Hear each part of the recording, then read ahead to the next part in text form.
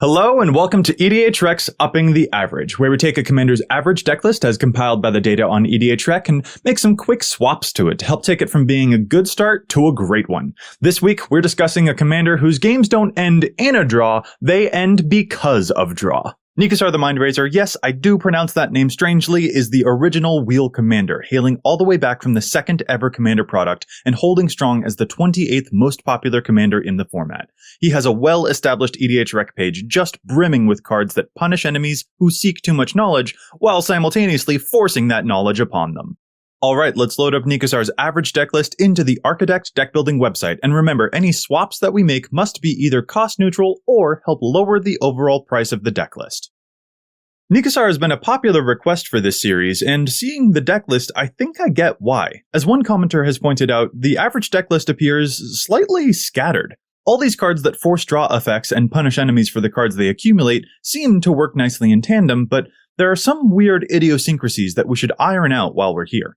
Let's tackle this decklist in the following three ways: the mines, the setup, and the explosion. We'll start off with the mines. This has to be our first category because it will have massive effects on the way that we construct and tune the rest of the deck. I think a lot of the strangeness we're seeing in this average list is a result of pretty mixed pacing. On the one hand, there are a lot of wheel effects, cards that make everyone discard their hand or reshuffle it and then draw a brand new grip.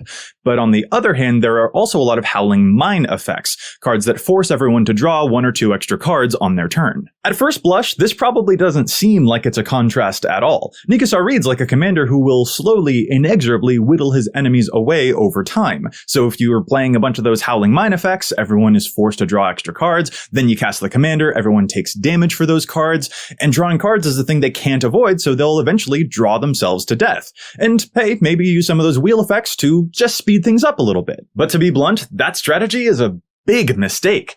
Nekusar punishes every enemy equally, which means he's going to, for lack of a better word, annoy every enemy equally. They're not going to let him stick around and play, slowly pinging everyone to death over a long period of time. Every opponent will be invested in his removal. But it's not even just that. Nekusar draws attention, sure, but he also draws them cards. Cards that they'll use to advance their own board state. Every one card that we draw is 3 cards drawn by the people whose spoken intent is to destroy us.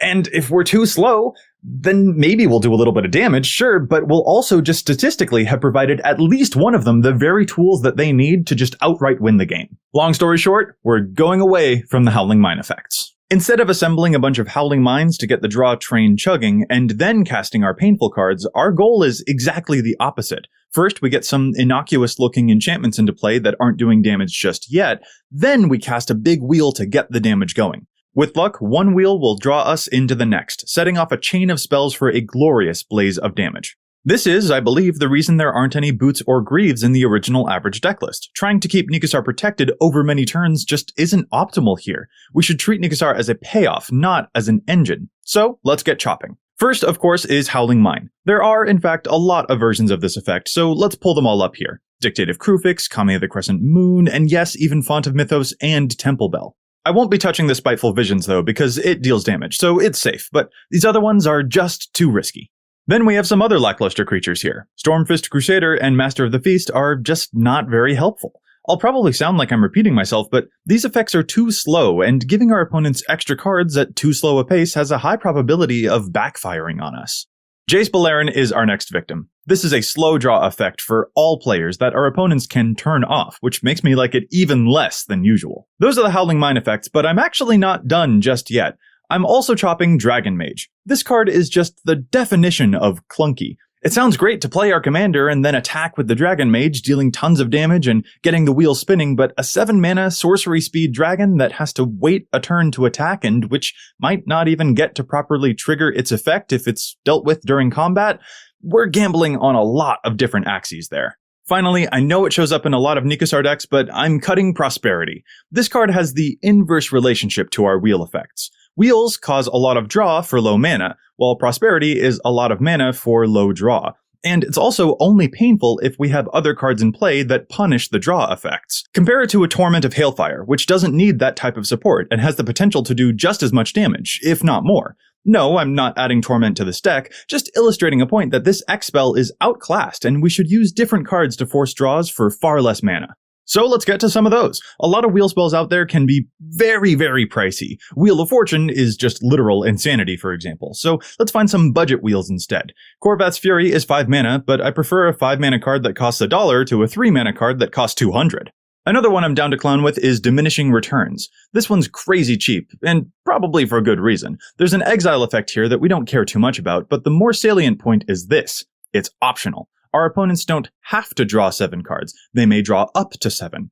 But if we're drawing 7 and our opponents are choosing to draw fewer than that so that they don't die, which means that they end up with fewer cards in hand and we have 7, I mean, call me crazy, but I see this as a total win. There are 2 others here that I'm excited to give a spin to. Commit to Memory and Runehorn Hellkite.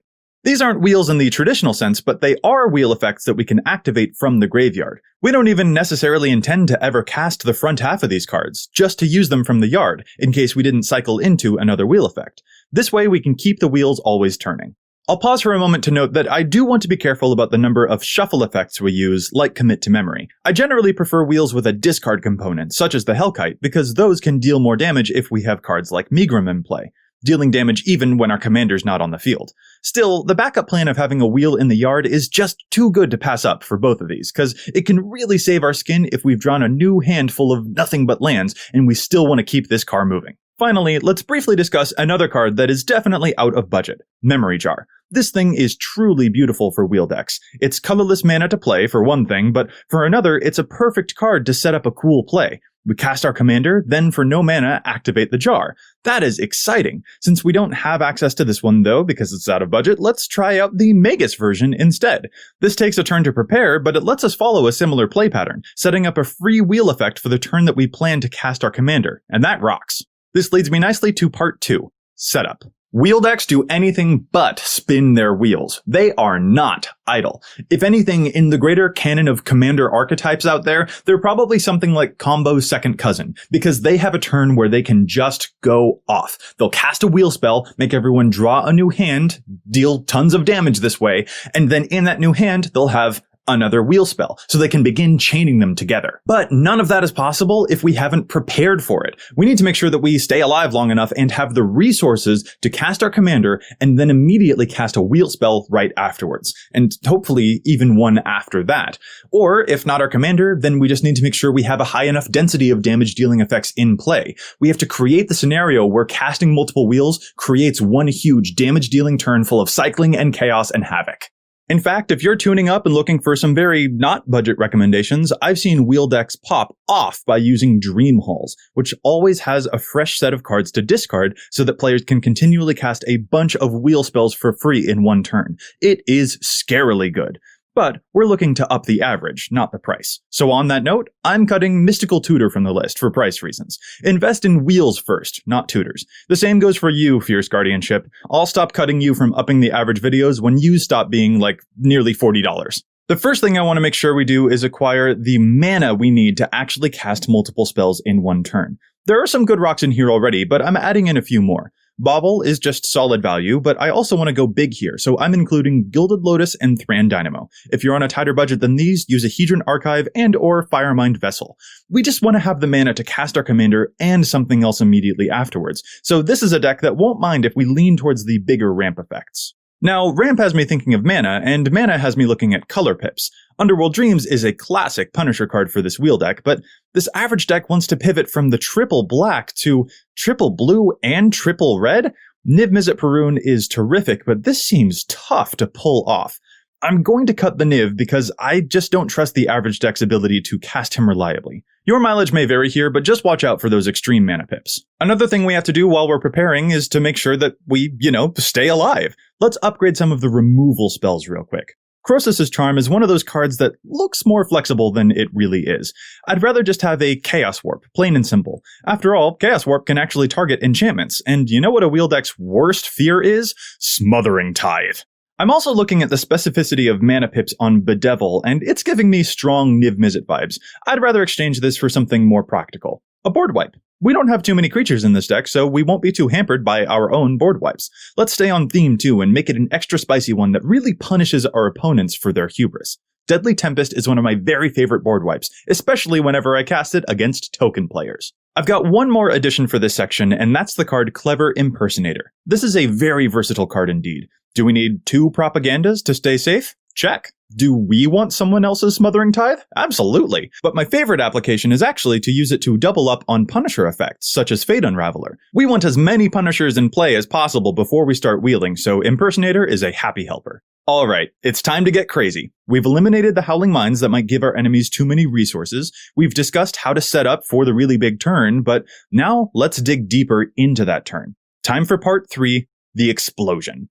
Oh man, I'm nervous, because, I told you to stop playing Howling Mine effects, and that was probably already a bit of a bugaboo, but this one's gonna be the controversial part. Nekusar does damage, not life loss, damage. So yeah, we're giving him Infect. Let's chop the amount of damage we have to do into fourths. Infect can be a sticking point for some players, but honestly, anytime I've been killed by a Triumph of the Hordes, an overwhelming Stampede would have killed me in that exact same scenario too.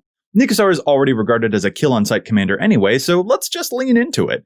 Infect also gives us a useful answer against life gain decks, which is the 3rd most popular theme among commander decks according to the data on EDHREC. So this provides us with a line against players whose life totals might outpace us. I'm just including one here, Phyresis, though you can absolutely go whole hog with this if you want to. I'm gonna leave it at just the 1 because I like the surprise factor. Plus, too much Infect detracts from the life loss that all of our other payoff cards are doing, so I don't want to go too overboard. Moving on, I'm actually going to recommend a few cards that I think are even more cruel than Infect. In fact, I think this card's like the worst thing ever. Established Nekusar players know this card and know how dangerous it is, but I'm still going for it. Phyrexian Tyranny. This is one of the few symmetrical Punisher effects, so it is absolutely dangerous for us. My goal here is to use it ever in conjunction with another Punisher effect, deploying Phyrexian Tyranny and at least one other Punisher card before we officially go ham. If we take 30 damage but our opponents take 40 damage, we're still winning that game. I'll always volunteer to lose life if my opponents are losing more. But again, make sure you deploy this one carefully. Careful timing also applies to our next addition, one I admit I'm hesitant to recommend, but whose potential is so great that I just don't think I can resist it. I'm adding in Hive Mind. Every time someone casts a spell, everyone casts that spell. Why cast one Windfall when we can cast 4 of them? I view Hive Mind a little bit like the card Forced Fruition. These are wildly swingy cards, and our opponents can easily manipulate them to their advantage instead of ours. But if we manage to play it right, we'll catch them completely off guard and turn our wheels into cards 4 times more painful than normal. Just remember to use this card like the commander. Only cast it when you have an immediate follow-up play for maximum power. So to recap, in the past minute, I've advised playing Infect, cards that deal damage to us, and chaotic copy effects that will have untold repercussions on the commander game. And if you're wondering what I have to say for myself, I'll simply state that his name is the Mindrazer. He's not here to play nice. The final card I want to add is based on the anatomy of the explosive turn. Wheel decks have some spells that shuffle graveyards back into the library, but many of the wheels are discard effects, and what we want to do is chain one wheel into another into another. This is what can make a card like Library of Leng so appealing. We can toss away a bunch of useless cards to reforge the soul, but make sure that we keep the Molten Psyche that was in our hand on top of our deck to redraw into it and guarantee that we have another wheel coming up next. It's all about mitigating the unpredictability. As a result, I'm adding in a card so explosive that it broke a hole through the Underworld. Underworld Breach. If we have a Windfall in the graveyard, which of course fills up the yard after we've cast it, we can cast it over and over and over and over without a care in the world. And there we have it, our final list. The link can be found in the description below with the cuts in the maybe board. I hope you've enjoyed this video, and if you have any recommendations for cards that you think your fellow wheel players ought to be using in their decks, make sure you leave those in the comments below. Right next to the comments telling me how I pronounce Nekusar strangely. I know, I am sorry. And while you're there, don't forget to also suggest other commanders that you would like to see in future Upping the Average videos. Thanks so much for watching.